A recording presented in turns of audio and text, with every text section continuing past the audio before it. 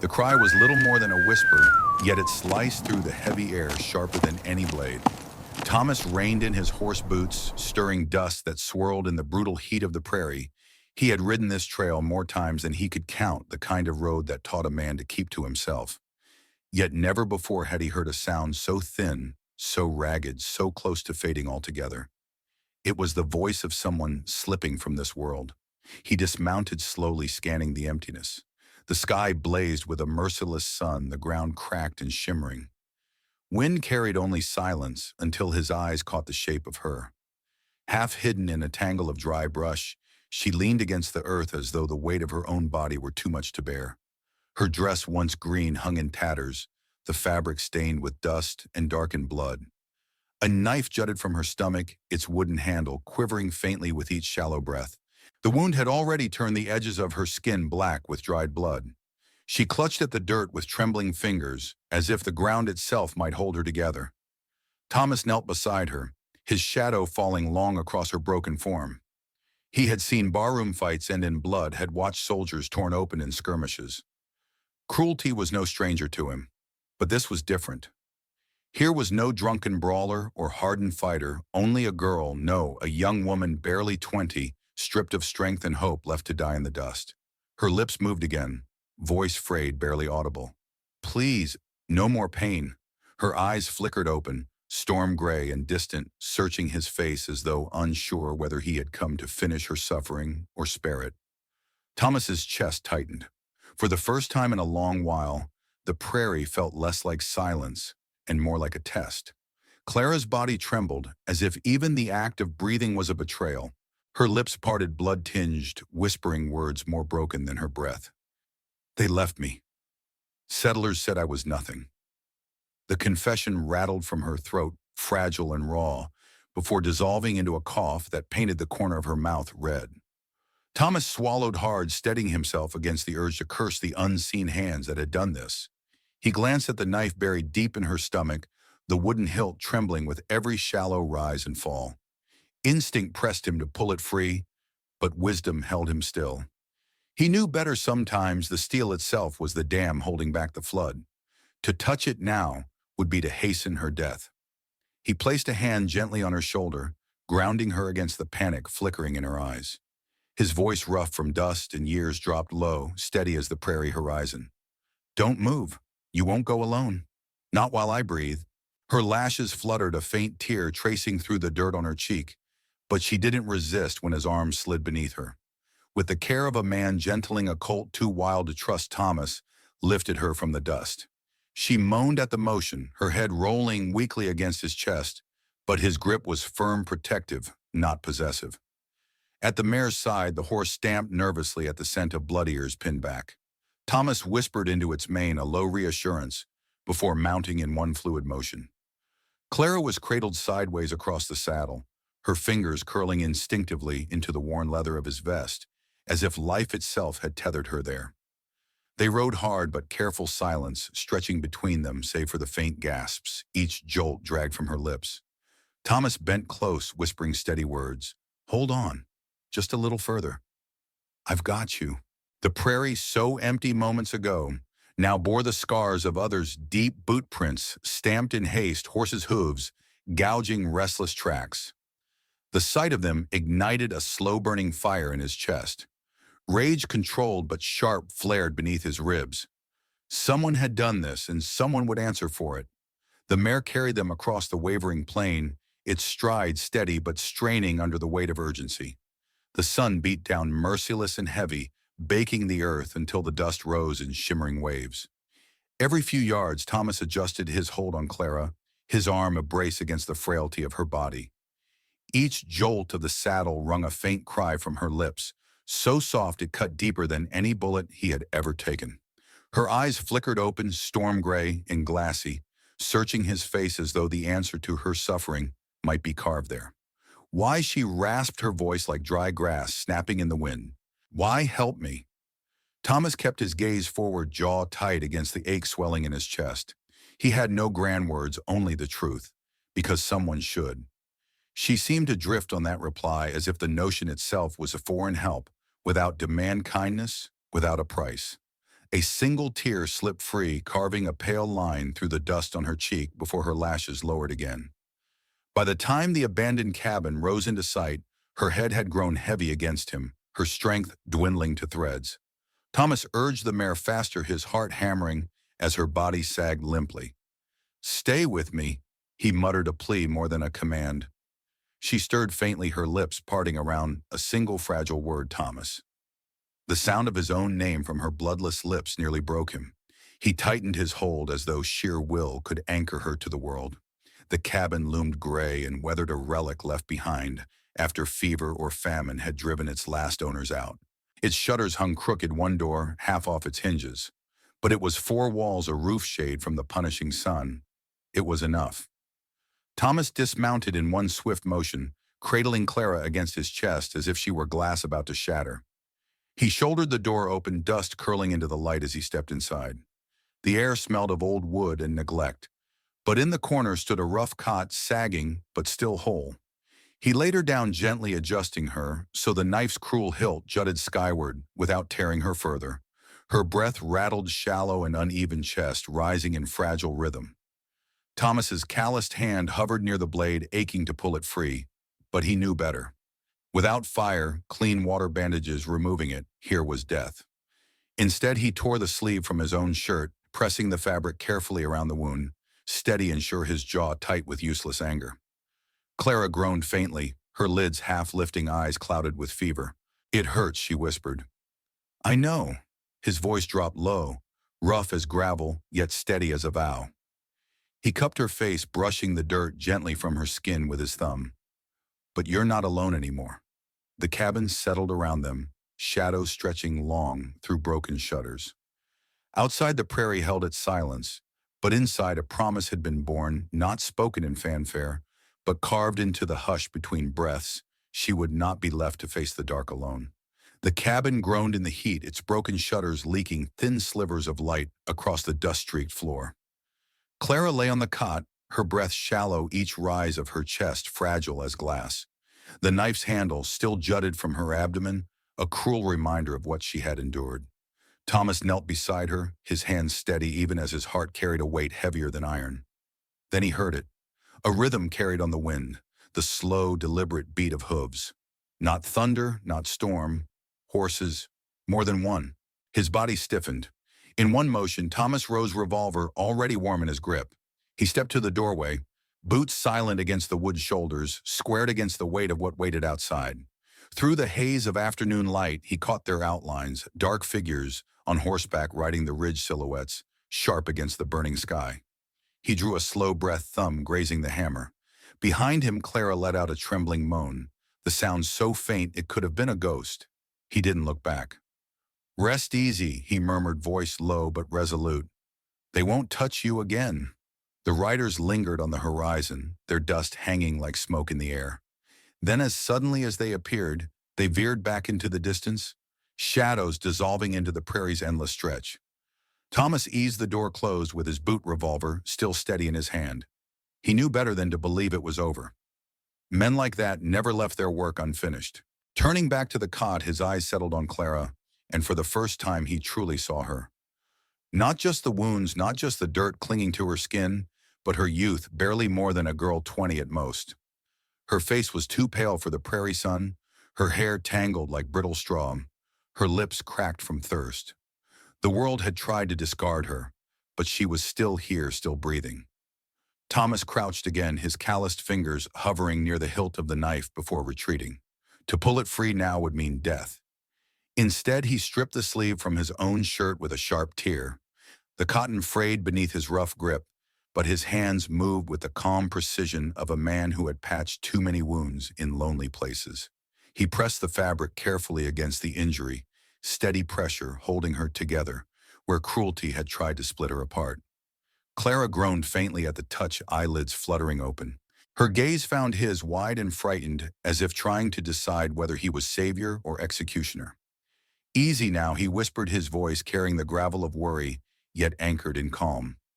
"I've got you." Her lips trembled, a word breaking loose like dry leaves in the wind. "Why?" The question hung between them, cracked, almost broken. Thomas's jaw worked silence, stretching before he spoke. He thought of the tracks carved in the dirt outside of the riders, who laughed at their own cruelty of all the times the world had looked away. His hands tightened slightly on the makeshift bandage, because no one else did. Her storm gray eyes lingered on him, searching, testing the weight of that reply. Then slowly her gaze drifted away as though holding on to it was too much for her fragile strength. But a single tear slid from the corner of her eye, streaking through the dust. And for Thomas, it was enough. The prairie outside was still restless with danger, but inside that broken cabin, trust had begun to take its first uncertain route. The prairie beyond the cabin lay vast and merciless, but inside those weathered walls, Thomas fought a quieter battle, the one for Clara's life. He worked quickly, slipping outside to the creek that whispered behind the ridge. His boots sank into the dust as he filled an old iron kettle water, sloshing against its rusted sides. To any other man it was a chore, but tonight it felt like carrying hope itself. He hurried back, every sense sharp, the weight of urgency, making the kettle seem feather-light. Inside he split kindling with swift, practiced hands, sparks leaping as the fire caught. Smoke curled up the broken chimney while the hiss of water heating filled the silence. Beside the cot, Clara stirred weakly, her lips moving without sound. Thomas knelt, pressing a cool rag to her brow, his rough thumb brushing damp strands of hair from her pale face. "That's why you need strength," he said softly, voice steady despite the tightness in his chest. "Before they come back," her lips curved in the faintest shadow of a smile. "Strength, I lost that a long time ago." He shook his head, lifting her frail hand into his calloused one, anchoring her with the warmth of his grip. "Not all of it. You're still here." For a moment the words seemed to settle into her, like water into parched ground. Her eyes shimmered, lashes trembling, but she let her head rest back against the thin pillow, as though the fight to believe had begun again. When the kettle steamed, Thomas poured the water into a tin cup, letting it cool before pressing it gently to her lips. Clara drank greedily, choking halfway, but he steadied her one hand, cradling her head until the tremor eased. A trace of color touched her cheeks, faint but real. "Thank you," she whispered. Thomas only nodded. Words had never been his strength. His silence said more than speeches could. "I will not fail you." But then it came again, the distant rhythm of hooves across hard earth. Not thunder, not storm. Men. Thomas's hand tightened around the revolver lying near the cot. He crossed to the shutter, peering out at the horizon, every muscle taut. Behind him, Clara's breath caught, fear clouding her face. She rasped, "They don't stop." Thomas turned back, his shadow falling across her revolver, steady in his hand. His voice was iron quiet but unbreakable. "Then neither do I." And in that vow spoken low beneath the crackle of firelight, Clara's fragile will found something to hold on to. The night settled heavy over the abandoned cabin, its timbers creaking like bones under the weight of silence. Inside, the fire's glow burned low, casting long shadows across the walls. Clara drifted in and out of fever, her body trembling, sweat streaking her dirt-pale skin. She cried out in her sleep, whispering names twisted by nightmares. Curses spat in a voice that wasn't her own. Thomas leaned close, one hand resting on her shoulder, his presence a steady anchor in the storm of her mind. "Easy now," he murmured, gravel, softening into gentleness. Each time her breathing hitched, he grounded her until the shivers eased. Hours dragged. Coyotes howled far off, their thin cries, threading unease through the darkness. Thomas sat upright, revolver across his lap, eyes fixed on the door. The prairie might sleep, but he would not. His body burned with fatigue, yet he held himself taut sentinel to the fragile life stretched on the cot. Near midnight, Clara stirred again, her voice a cracked whisper in the dim, "Don't let me go alone."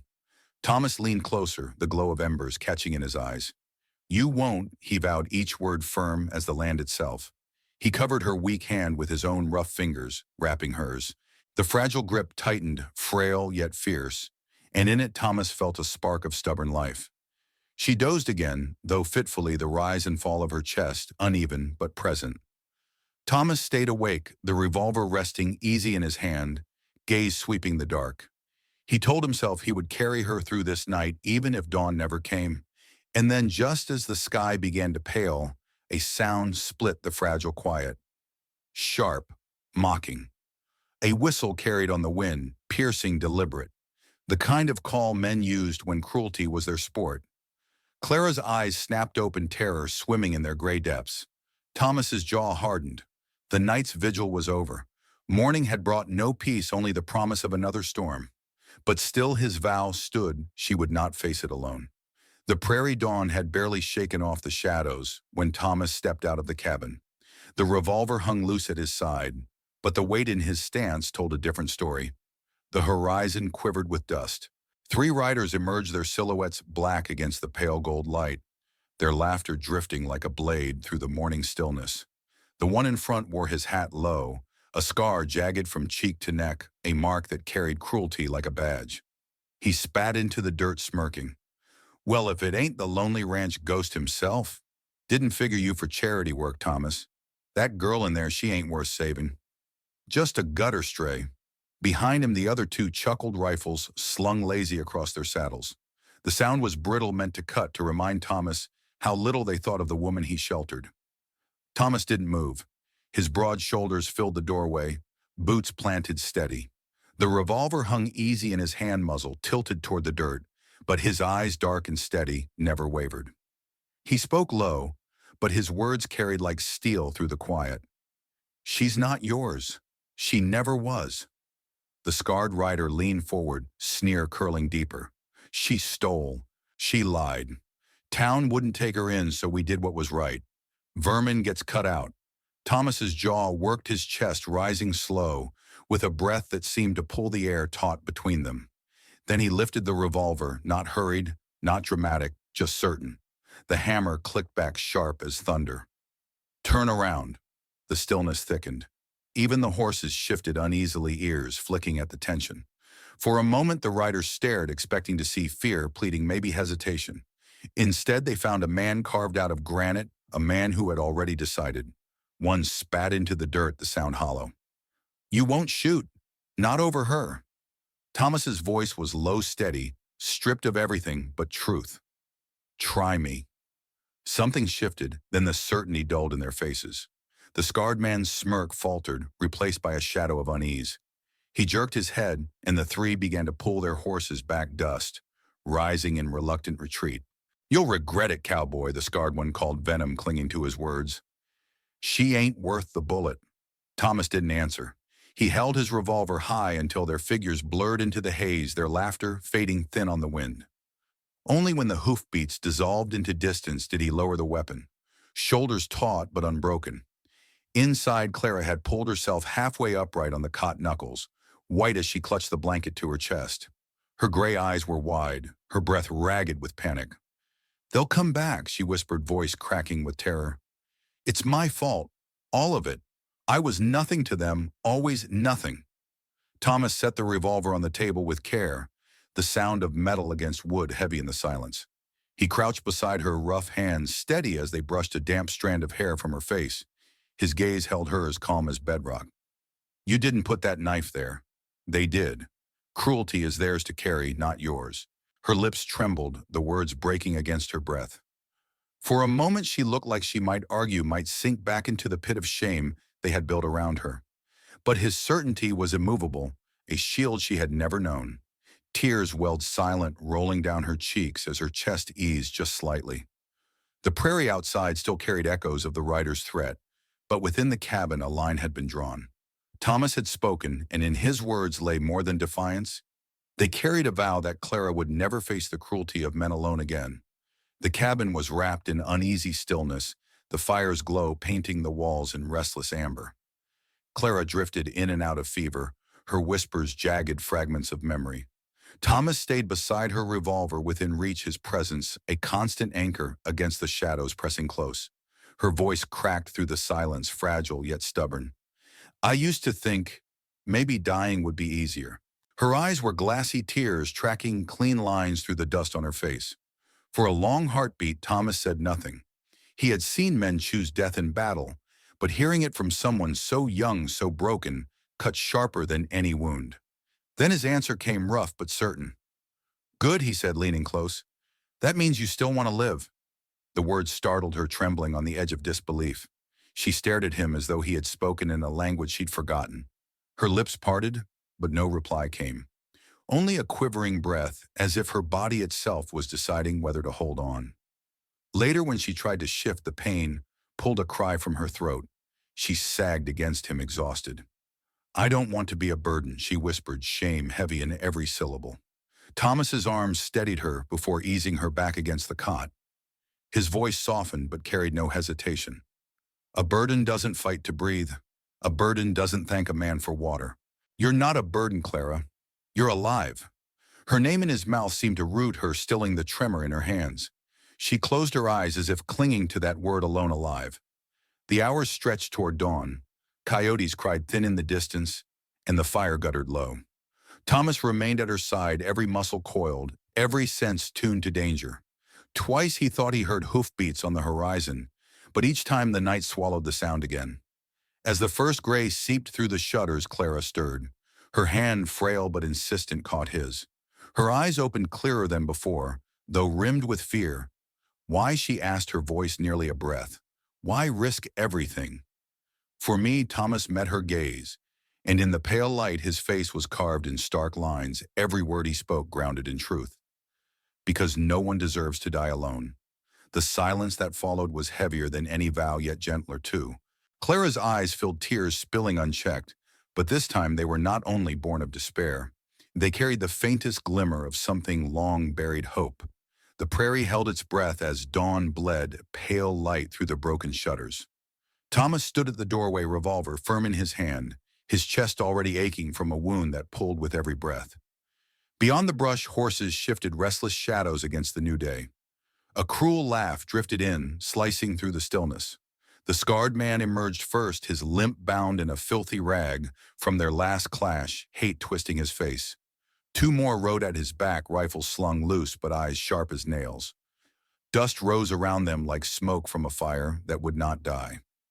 "You've had your time," the scarred man spat, his voice jagged.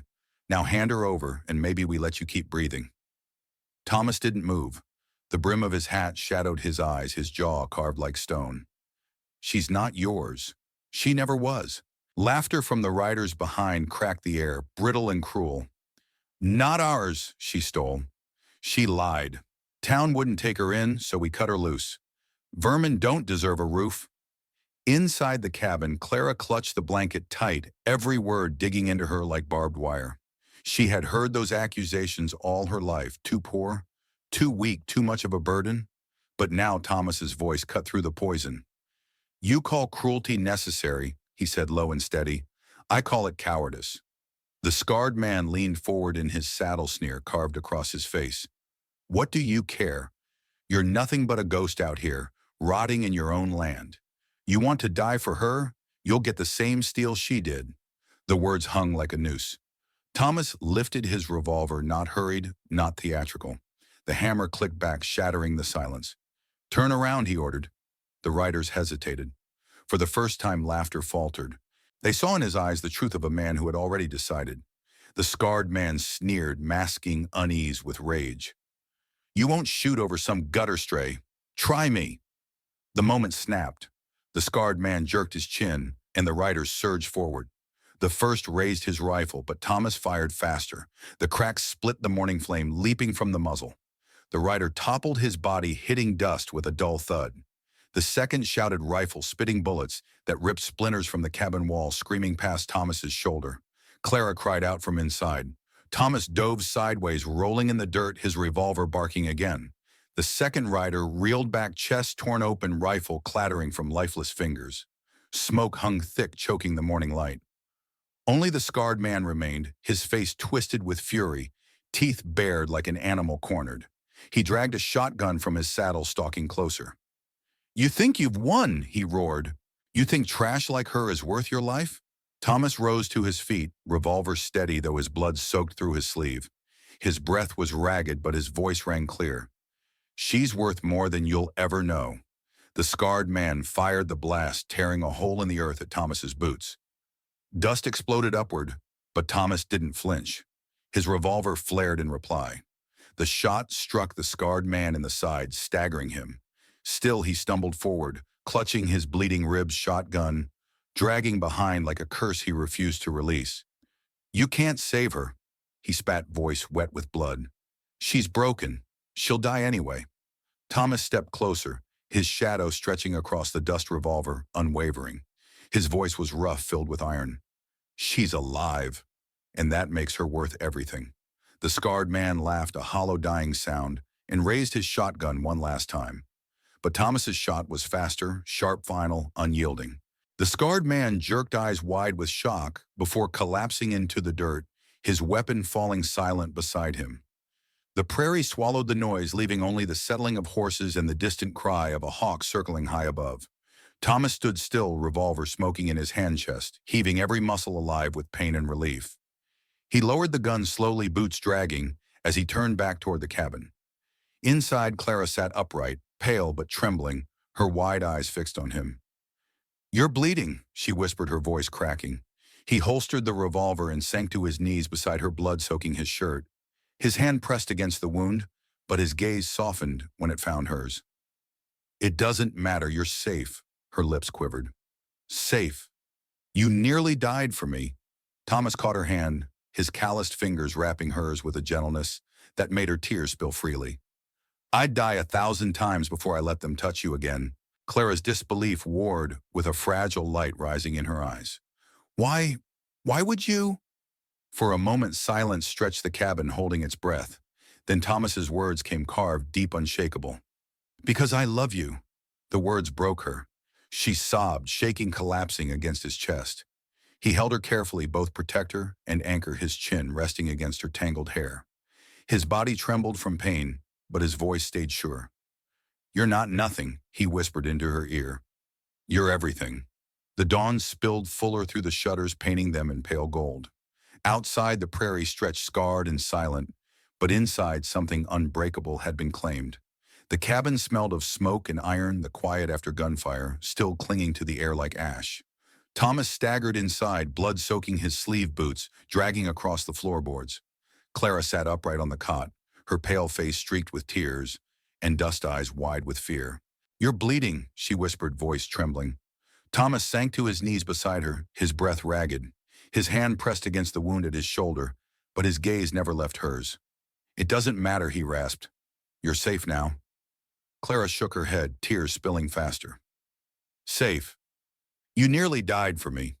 Thomas reached for her hand, his rough fingers closing around her fragile ones with surprising gentleness. His voice dropped low but steady. "I'd die 1,000 times before I'd let them touch you again." The words broke something inside her. Her lips quivered, disbelief warring with the fragile light rising in her eyes. "Why?" she asked, her voice breaking. "Why would you risk everything for me?"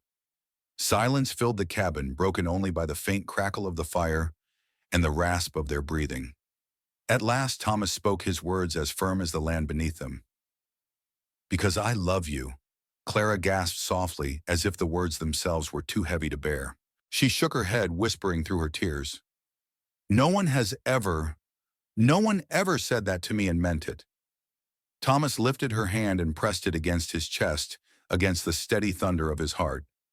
"I mean it. From the moment I heard you cry out on that road, you're not nothing, Clara. You're everything." The declaration shattered the walls she had built around herself. She sobbed, body trembling, and collapsed against him. He held her carefully, chin resting against her tangled hair, as though she were both fragile glass and the most precious thing he had ever touched. The fire cast a golden glow across the worn cabin walls, wrapping them in a fragile cocoon of warmth. Minutes passed in silence, broken only by the mingled rhythm of their breathing. Slowly, Clara's sobs softened. She pulled back just enough to meet his eyes. Her own were wet, but they held a new steadiness. Her voice trembled, yet carried a spark of resolve that hadn't been there before. "If you love me," she whispered, "I'll fight to stay. I'll fight to live." Thomas closed his eyes briefly, relief crashing over him like rain on parched earth. His forehead brushed against hers, his voice raw but certain. "That's all I ask." She tightened her grip on his hand, anchoring herself to his promise. "Don't leave me," she breathed, fragile yet fierce. "Never," he vowed. And the word was more than a promise, it was truth, unshakable as the ground beneath their feet.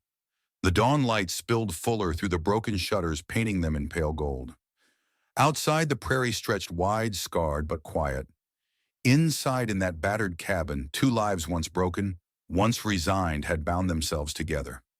Not just in survival, but in love, fierce and stubborn. It was not the end of hardship nor the last of danger. But from that moment on, neither Thomas nor Clara faced the world alone. The dawn widened across the prairie, gilding the battered cabin in light. Outside lay a world still hard, still cruel, yet inside those walls, Thomas and Clara had chosen something different. What had once been a shelter of dust and silence now rooted itself as home, bound by trust and love. The scars on their bodies remained but no longer defined them. Together they carried a vow stronger than fear: they would not walk alone again. Dear friends, if you believe love can heal and second chances endure, share your thoughts below. This story now belongs to you too.